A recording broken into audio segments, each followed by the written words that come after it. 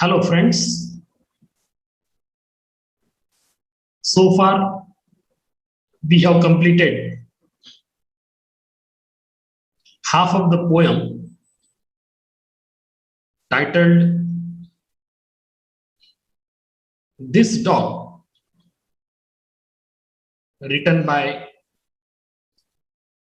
Rabindranath Tagore. I believe that after knowing the genetical history of dogs as a domesticated pet animal and the kind of observations which are expressed by Rabindranath Tagore in this poem, I am sure that you find it very interesting. And now I will proceed with the leftover part. Right from the beginning, since the dog started visiting the cottage of the poet, sitting beside the seat of the poet and awaits very positively for the recognition of its company. The poet has very effectively described the kind of response and the joy that the dog feels after the poet's recognition for its company. Similarly, the poet talked about dumb creatures around us, but comes to a conclusion that it is the dog, a domesticated animal, who knows much, much better than other animals, especially to the human beings. It means all the good and bad qualities of human being, temperament, disposition, behavioral pattern, compassion, love, all these are minutely and very closely monitored and expressed by the dog as a domesticated animal. The kind of experience that the dogs get around human beings is something really very extraordinary. Similarly, the poet talked about the kind of sacrifice, devotion, and commitment that we always get from all kinds of dogs around. If at all it is domesticated, pet, properly trained and maintained, definitely you can express very good commitment and dedication and sacrifice from the dogs. Now, the leftover part of the poem I would like to discuss with you all. See how the poet talks about the devotion of this animal. Poet says, when I see its deep devotion, the offer of its whole being, I fail to understand by its sheer instinct what truth it has discovered in man. See, the devotion, sacrifice, commitment, dedication that you get from the dog is really something beyond our expectations. In fact, you have different animals around us. You have horses, fish, cows, buffaloes, oxen, so on and so on. But when you really look at the kind of depth that the dogs have in order to understand human feelings, in order to give positive and proper response to the human behavior, that is definitely something very much extraordinary when you try to compare with the other animals around the human beings. The poet also says that the dog has a deep devotion for its master. And that's why the people prefer to maintain at least a pet dog, because it can sacrifice its own life for the sake of the master and other inmates of the family. You might have observed around in the society as well. The dogs remain faithful throughout their life, and that too, that faithfulness, that loyalty, that commitment is very much unconditional for the master. According to the poet, the dog acts purely by instinct. That is an inborn quality which is present in this kind of animal. It means the dog can understand the emotions, feelings, behavioral patterns, and motivation of the human beings, and that is the inborn quality that has developed in the course of time since its association with human beings is for the last many hundred years. And probably this is the reason that this animal can really understand human beings much, much better. That's why the poet says, by its sheer instinct, what truth it has discovered in man.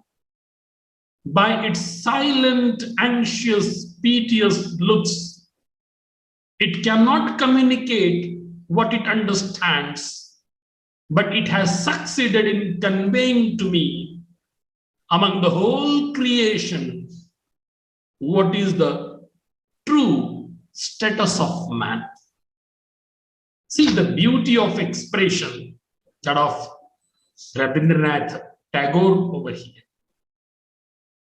The poet says, by its silent, anxious, piteous looks. Earlier also, I talked about the body language and behavioral pattern of dogs. And that is all depend on the kind of treatment given by the master to the pet.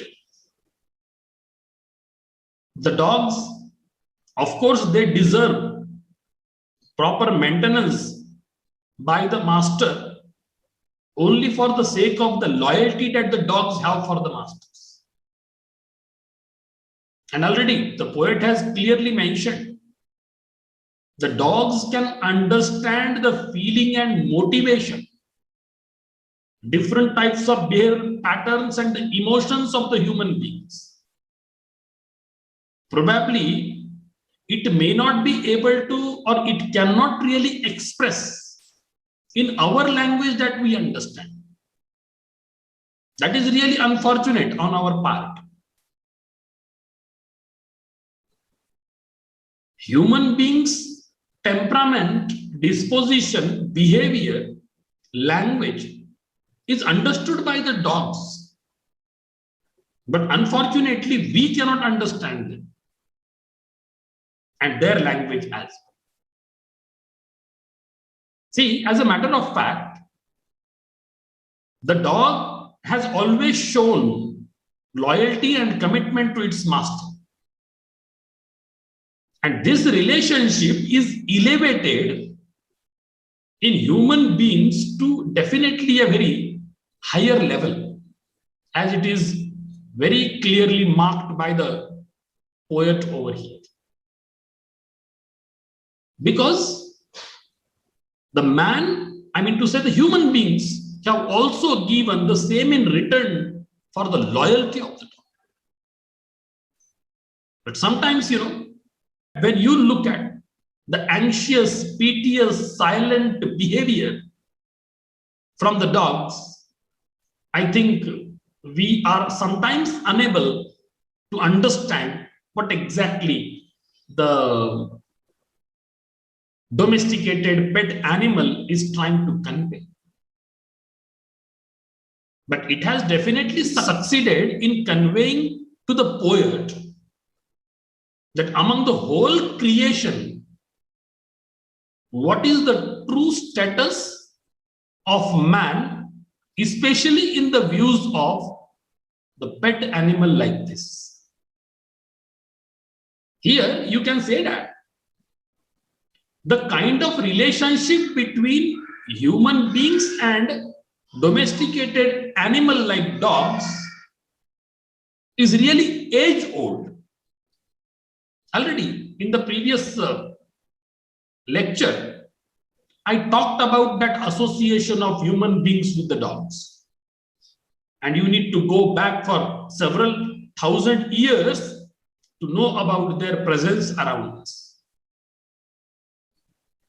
So this poem actually captures the essence of the relationship between man and animal, and more particularly dogs. Here you can say that since the concept of Tagore's universalism, humanism is very vast, and through this poem he is trying to convey us the fact of life that the human beings should have compassion and love towards nature, towards the other integral parts of the nature, and more particularly, we should have love and compassion for the domesticated or the pet animals around us, which are always helpful for the human beings throughout. Similarly, you can say that the poet is trying to tell us this fact not by the means of a domesticated pet animal of his own, but he is trying to make all that relevance to a stray dog. And a stray dog is also showing a similar kind of loyalty towards his master, if at all you really take care of it. So throughout the poem, the poet is trying to create the image of the domesticated animal called dog in such a way that the human beings should always show love and compassion and always recognize its loyalty, so that in return we will be able to give something more to such kind of animals. You have already seen this dog. that used to come to the poet very quietly and sits near the poet. And until and unless the poet recognizes its presence, it won't really reflect in different ways. So all these things are expressed by the poet by the means of such descriptions and expressions in the poem. So finally, we come to an understanding that we may not really understand the pet dogs better, but the pet dogs understand us much better. It means our understanding of the pet dog is less, whereas the understanding of the pet animals is more. So this is what the poet is also trying to convey. He says, what truth it has discovered in man. Of course, man is, the bundle of virtues and vices. We are good and bad, both. You will never find a human being that somebody is only exclusively good or exclusively bad. That is impossible. We are the mixture of two, that is good and bad, vice and virtue. It depends then whether your virtues are more or the vices are. That will be a different aspect of discussion. But the understanding of the human survival, human needs, human compassion, emotion, feeling towards such kind of animals is also making them more and more serious in their approach with a lot of loyalty for the master. And here the poet has very effectively concluded that when he says, I cannot communicate what it understands. And the poet has accepted his limitation, that I am incapable to understand as far as this dog is concerned, not the pet one, but this dog is concerned. On the contrary, the poet says, but it has succeeded in conveying to me what has been really conveyed by the dog. See, the last two lines are quite important here.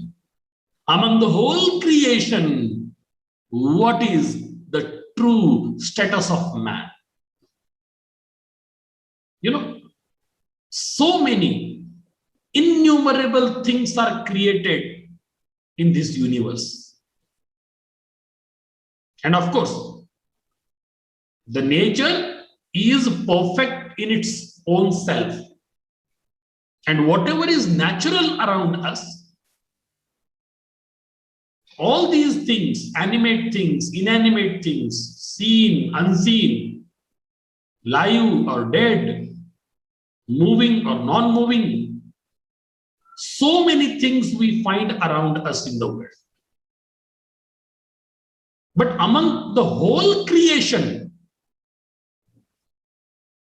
of course, here I would like to conclude with this statement that what is the true status of man is being understood and successfully conveyed by the dogs. It means the kind of return that you get from this kind of animal is something beyond our understanding. This long association of this animal in and around the human being's survival has created this kind of bond between the two.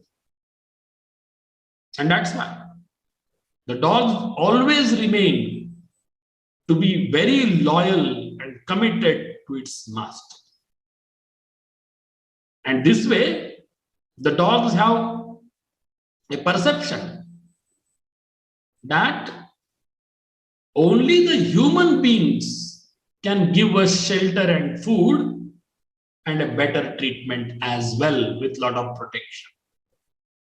Probably this is also one of the perceptions of the stray dog over here.